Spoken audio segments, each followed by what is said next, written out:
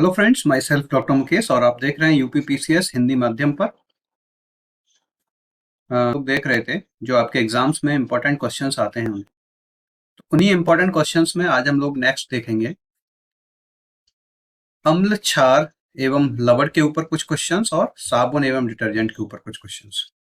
आप जानते हैं एसिड, बेस, साल्ट और ये साबुन सोप होता है और डिटर्जेंट इसको बोलते हैं अपमार्जक, है ना। ये किस में काम आते हैं? ये कपड़े या फिर नहाने के काम में आते हैं।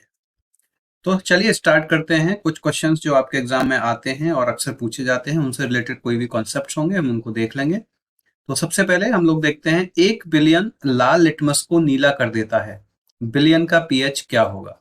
देखिए, कोई भी एक सॉल्यूशन है वो क्या कर रहा है, लाल लिटमस पेपर है। आप जानते हैं कि लिटमस पेपर क्या करता है कि कोई भी अगर एसिड है, कोई भी सॉल्यूशन एसिडिक है या कोई भी सॉल्यूशन बेसिक है तो उसकी पहचान करता है। तो उसके पीछे देखिए कंसेप्ट क्या होता है, उसको हम देख लेते हैं पहले। एक तो होता है ये लिटमस पेपर।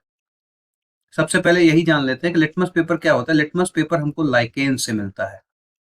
लाइकेन्स आप जानते होंगे, lichens are the symbiotic relationship में रहते हैं।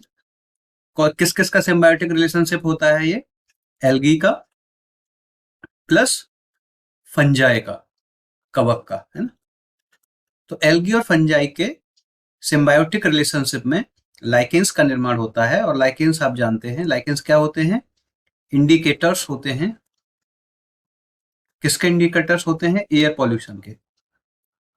अगर कहीं पे लाइकेन्स हैं और वहां पे पॉल्यूशन ज्यादा बढ़ जाता है तो दे चेंज देयर कलर, उनका कलर धुंधला फेड होना शुरू हो जाता है। तो उनका कलर धुंधला होना शुरू हो जाता है। तो लिटमस बनता है वो लाइकेन से बनता है। लिटमस पेपर, लाइकेन्स को ड्राई करके दो तरीके का लिटमस पेपर बनाया जाता है। एक रेड लिटमस पेपर बनाया जाता है और एक ब्लू लिटमस पेपर बनाया जाता है। तो अगर कोई भी सोल्यूशन किसी रेड लिटमस पेपर पे डाल देते हैं, ये कोई मान लीजिए आपका सोल्यूशन है और अगर इसको रेड लिटमस पेपर पे डाला जाता है और ये इसका कलर ब्लू बदल हो जा रहा है ना। तो रेड लिटमस, तो ये पहचान होती है, ये इंडिकेटर होता है कि जब भी कोई सोल्यूशन रेड लिटमस पेपर पे डाला जाता है और ब्लू हो जा रहा है वो, तो वो बेसिक होगा। बेसिक होगा मतलब क्षारीय होगा।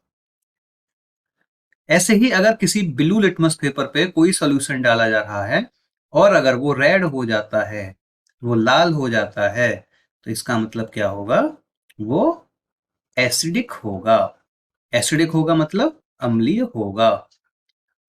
और पीएच के बारे में आप जानते हैं, पीएच हमारा क्या होता है? एसिड और बेस की इंटेंसिटी को नापने का एक स्केल होता है कि which one solution is acidic, which one is basic. तो उसका पीएच से हम लोग नापते हैं। तो ये एक पीएच स्केल होता है जिस इसमें लेके 0 से लेके 14 तक स्केलिंग होती है। ये 7 होता है, यहाँ इसको न्यूट्रल बोलते हैं। और 0 से 7 के बीच में अगर पीएच वैल्यू आती है तो हम उस किसी भी सॉल्यूशन को अम्लीय बोलेंगे। और अगर 7 से लेके 14 तक कोई भी वैल्यू आती है तो हम उसको क्षारीय बोलते हैं। इसमें भी यहाँ पे 3.5 का होता है, यहाँ 10.5 का होता है, 10.5 एंड 3.5।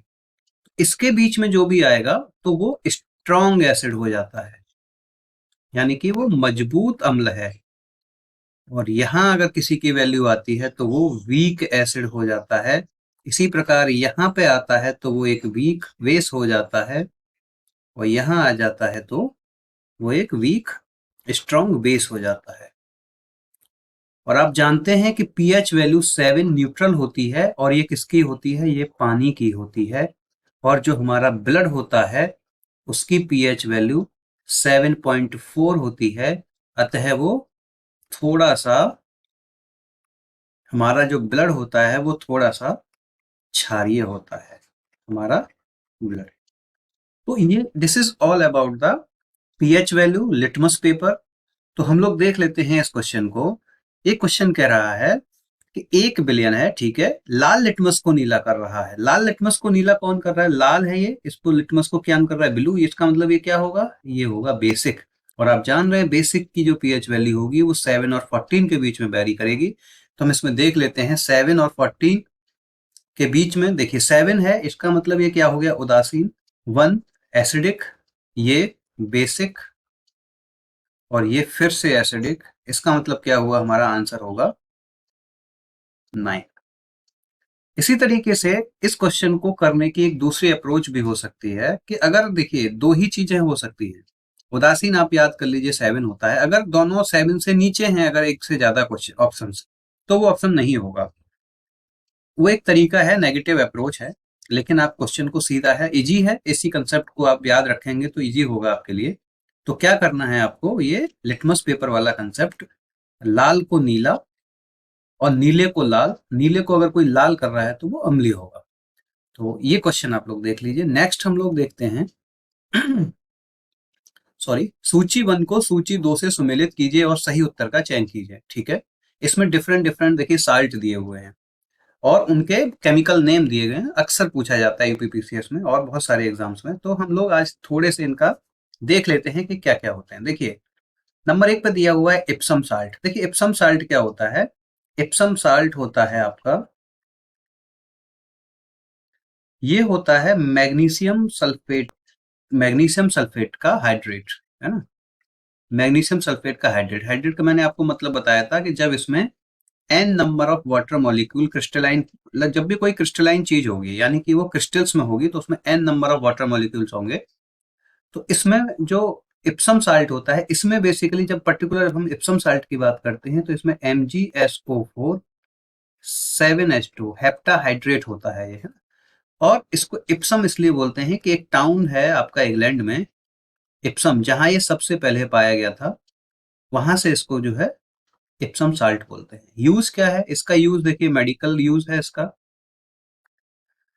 ये क्लीनिंग, क्लीनिंग के काम में आता है, और इसका एग्रीकल्चरल यूज है ना। जहां भी मैग्नीशियम की कमी होगी तो वहां पे इसको खेती बाड़ी में यूज कर देंगे। तो क्लिनिक के काम आता है, तो इसको इसको बाथ साल्ट भी बोलते हैं। नहाने के लिए यूज करते हैं लोग, इसको डालते हैं, तो बाथ साल्ट भी बोलते हैं। तो इप्सम साल्ट और बाथ साल्ट, ये बाथ साल्ट भी कभी पूछ सकता है, तो यहाँ लिख लीजिए बाथ साल्ट। तो बाथ साल्ट इप्सम साल्ट क्या हो गया? Magnesium sulphate. तो हमारा ये इससे मिक्स हो जाएगा। बेकिंग सोडा, देखिए बेकिंग सोडा, वॉशिंग सोडा और कास्टिक सोडा, ये 3 चीज आप लोग लिख लीजिए और याद कर लीजिए। बेकिंग सोडा होता है आपका सोडियम बाई कार्बोनेट, सोडियम के साथ का बाई कार्बोनेट यानी कि NaHCO3, ये आपका होता है बेकिंग सोडा।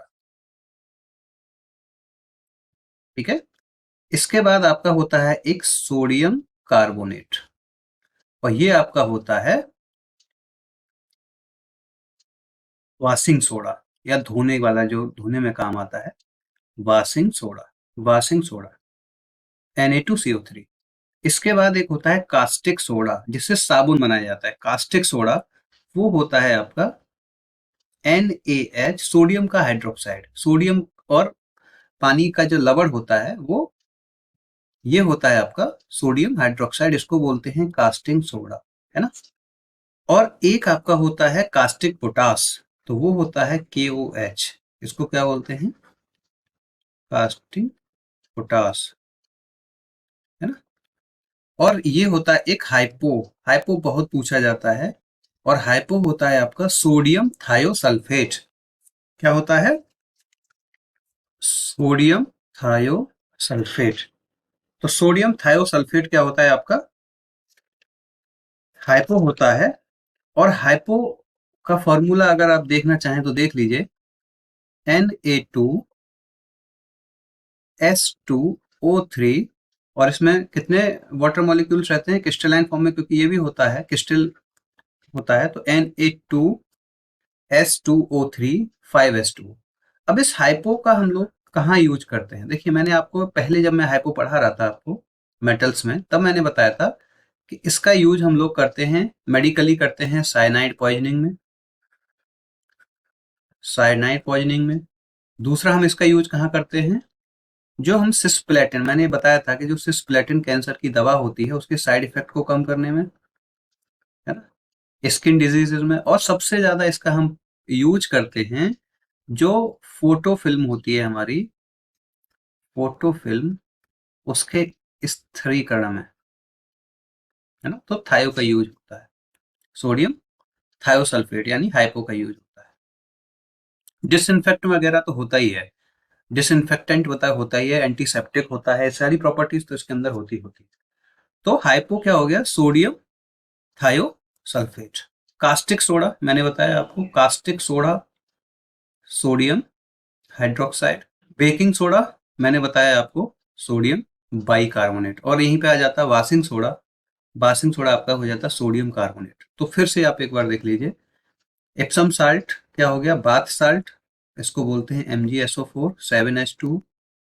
अगर कहीं मैग्नीशियम सल्फेट भी दे रखा है तो वो भी ठीक है। Baking soda sodium bicarbonate, casting soda sodium hydroxide, और हाइपो आपका सोडियम थायोसल्फेट। तो ये आपका हो गया ये वाला क्वेश्चन। नेक्स्ट क्वेश्चन है आपका, निम्नलिखित पदार्थों में कौन सा फोटोग्राफी तथा एक एंटी क्लोर के रूप में प्रयुक्त होता है। अभी हमने ये देखा इसको कि फोटोग्राफी हम लोग किसका यूज कर रहे थे, हाइपो का। और हाइपो क्या था, Na2S2O3 5H2। और इसको क्या बोलते हैं, सोडियम थायोसल्फेट।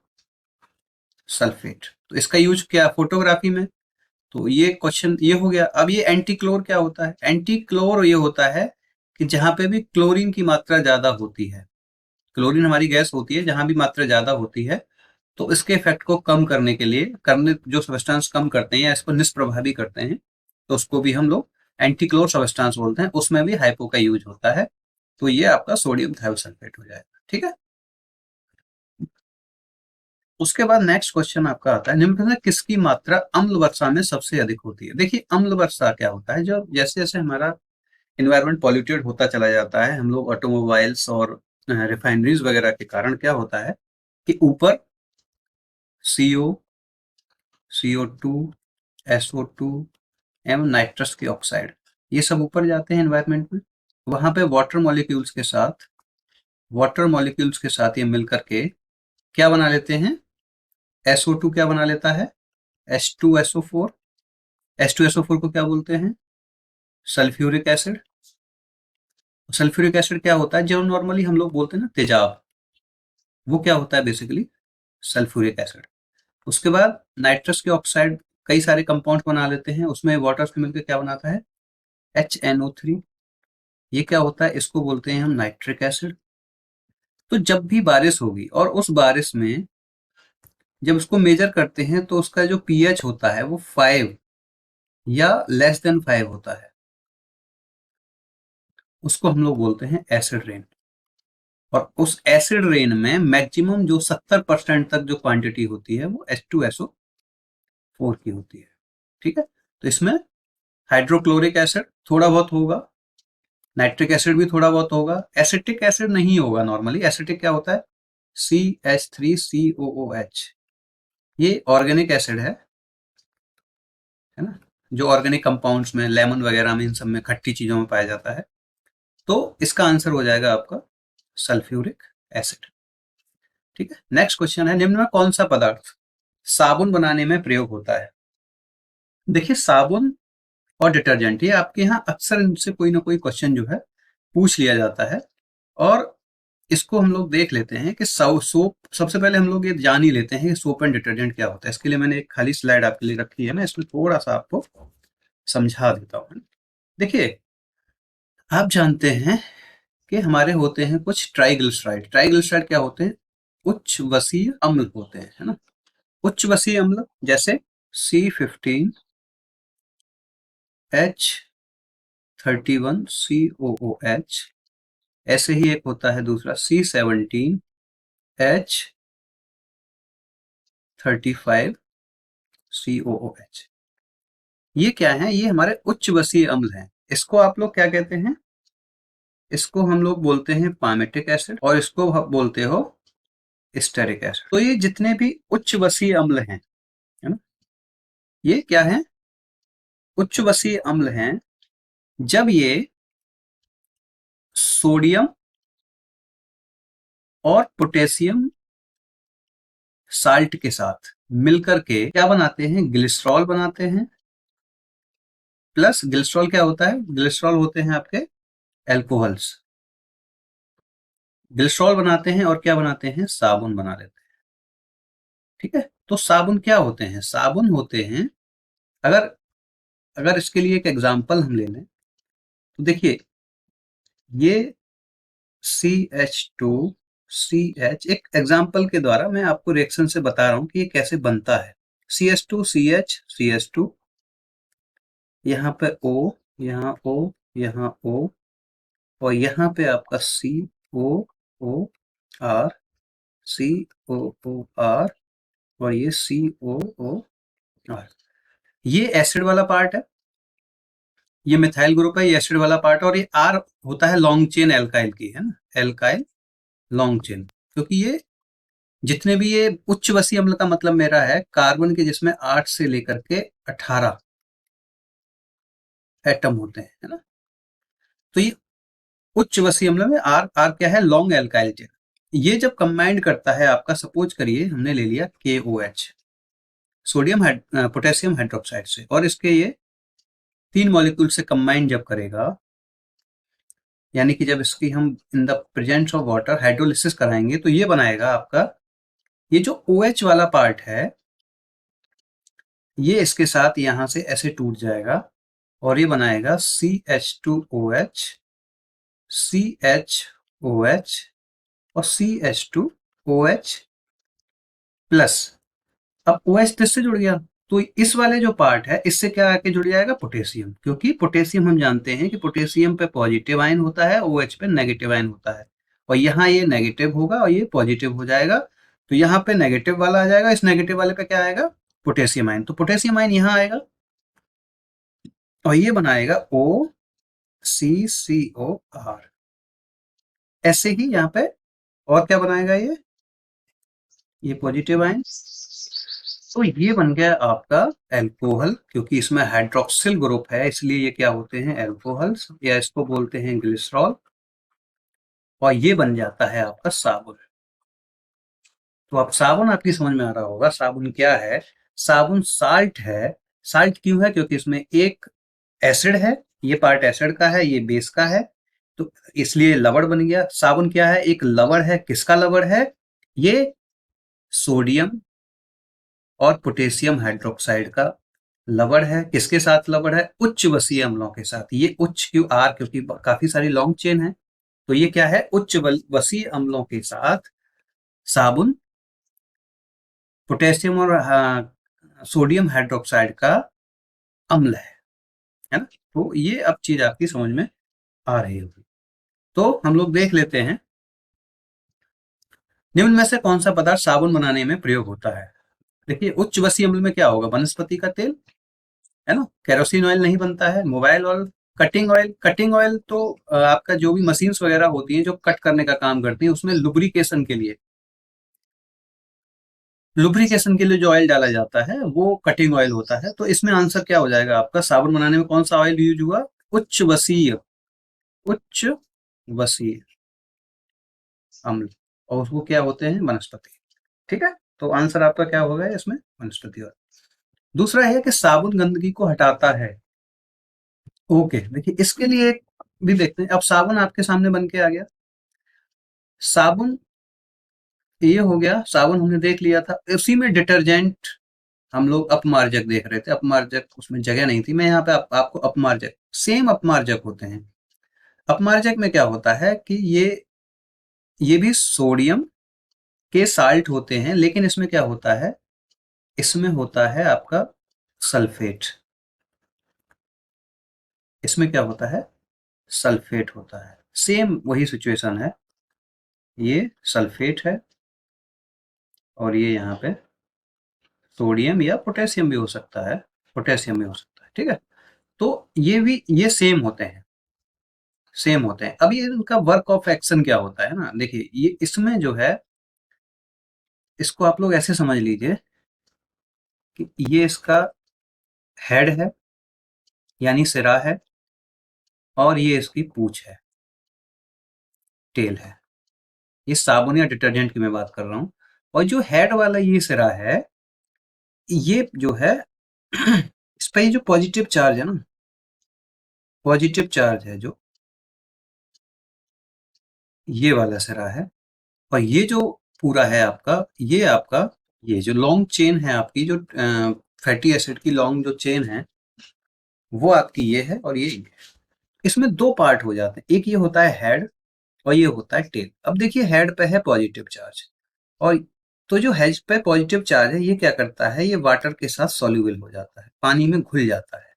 जिस भी चीज पे आयंस होंगे वो पानी में तुरंत घुल जाएगी, सीधा सीधा कंसेप्ट है। और जिस भी चीज में आयंस नहीं होंगे, है ना, जो लॉन्ग चेन्स होंगी जिसमें, या फिर जो ऑर्गेनिक कंपाउंड होंगे, वो क्या करेंगे, वो फैट के साथ घुलेंगे। तो वो फैट के साथ घुलेंगे, तो इनको बोलते हैं हम लोग लाइपोफिलिक। फिलिक होता है प्यार करने वाला, और फोबिक होता है भागने वाला। तो ये होते हैं आपके हाइड्रोफिलिक, यानी पानी के पास जाते हैं, और ये होते हैं जो वसा के पास जाते हैं। तो अब सपोज करिए ये आपका साबुन है, कोई गंदगी आई, गंदगी में क्या होगा, ग्रीस होगा, मैल होगा, तो क्या करता है, ये जो पार्ट है, ये वाला जो पार्ट है, उसके साथ कंबाइंड होके क्या करता है, इमल्सिफिकेशन करता है। इमल्सिफिकेशन करता है, या उसको हम हिंदी में बोलते हैं पायसीकरण करता है। कैसे करता है, यहाँ पे छोटे छोटे छोटे छोटे बूंदों में टूट जाता है, उनको बोलते हैं मिसिल, है ना। तो अब वो जो पानी में ये छोटे छोटे उसके मैल को छोटे छोटे टुकड़ों में तोड़ देता है, और वो जो वाटर मॉलिक्यूल होता है उसके ऊपर आके ऐसे अडहेस हो जाते हैं, उसकी सरफेस पे चले जाते हैं। और जब ज्यादा पानी डाला जाता है तो उसके साथ, पानी के साथ ये लोग बह जाते हैं। इनका जो वर्क ऑफ एक्शन होता है वो इसी तरीके से होता है कि जो ये पानी की तरफ जो आकर्षित होने वाले ये हाइड्रोफिलिक जो पार्ट है, और ये एक जो लिपोफिलिक यानी कि वसा की को की तरफ जाने वाला पार्ट है, वो क्या करता है, गंदगी को अपनी ओर आकर्षित करता है, और गंदगी के साथ एमल्सिफिकेशन बनाता है, पायसीकरण करता है, और छोटे छोटे जो पार्टिकल्स होते हैं गंदगी के टूट जाते हैं। इससे कारण ये भी होता है कि सरफेस टेंशन जो होता है उसको भी रिड्यूस कर देता है, सरफेस टेंशन को रिड्यूस करता है। तो पायसीकरण बनता है, ये वाटर मॉलिक्यूल के ऊपर छोटे छोटे पार्टिकल जाके सस्पेंडेड हो जाते हैं, बिखर जाते हैं, और इस पानी के साथ जाके ये लोग बहते हुए चले जाते हैं। तो इसमें देखेंगे साबुन गंदगी को कैसे हटाता है। स्कंदन, स्कंदन क्या होता है, स्कंदन होता है कोगुलेशन। कोगुलेशन नहीं होता, कोगुलेशन होता है किसी भी चीज का इकट्ठा होना। जैसे हमारे यहाँ खून का थक्का बनता है ना, जब हम चोट लग जाती है थोड़ी देर में वहां पे खून का थक्का बनता है, वो कोगुलेशन होता है। अधिशोषण, अधिशोषण होता है एब्जॉर्प्शन, एडजॉर्प्शन बोलते हैं उसको, है ना। कोई यहाँ पे चादर है और यहाँ पे आके कोई चिपक जाए तो वो एडजॉर्प्शन होता है। पायसीकरण क्या होता है, इमल्सिफिकेशन, इमल्सिफाई दूध के साथ अक्सर होता है ये, दूध में आपने प्रक्रिया देखी हुई इमल्सिफिकेशन। यही यहाँ पे गंदगी जो है, ये जो लिपोफिलिक हमारी टेल होती है उसके साथ ये इमल्सन बना लेती है, और इसके कारण ये पायसीकरण होता है। परासरण, परासरण होती है आपकी ऑस्मोसिस। ऑस्मोसिस का यूज यहाँ नहीं होता। ऑस्मोसिस आप लोग जानते हैं कि ऑस्मोसिस जो है एक सेलेक्टिव परमिएबल मेम्ब्रेन के कारण, जब लोअर कंसंट्रेशन से हायर कंसंट्रेशन में कोई भी जाता है तो हाँ ऑस्मोसिस होती है, without force, without external effort. तो ये आपका हो गया कैसे साबुन गंदगी को हटा रहा है, इस तरीके से हटा रहा है। तो ये हमने देखा। हाँ, तो ये आपका जो हमने, हम लोग एक बार फिर से देख लेते हैं। हमने आज ये देखा कि हमने लाल लिटमस एसिड और बेस वाला कंसेप्ट हमने देखा। बेस क्या होता है, एसिड क्या होता है। इसमें डेफिनेशन अगर एसिड बेस की आप लोग देखना चाहें तो होती है कि जो एसिड होते हैं ना, जो एसिड होते हैं वो किसी जलीय विलयन में, जलीय विलयन यानी एक्वस सॉल्यूशन में, जो पानी का सॉल्यूशन हो, कोई भी उसमें जिसमें हाइड्रोजन आयन को दान करेगा, डोनेट करेगा या रिलीज करेगा, तो वो होता है एसिड। और ऐसे ही होता है बेस जो हाइड्रोक्सिल आयन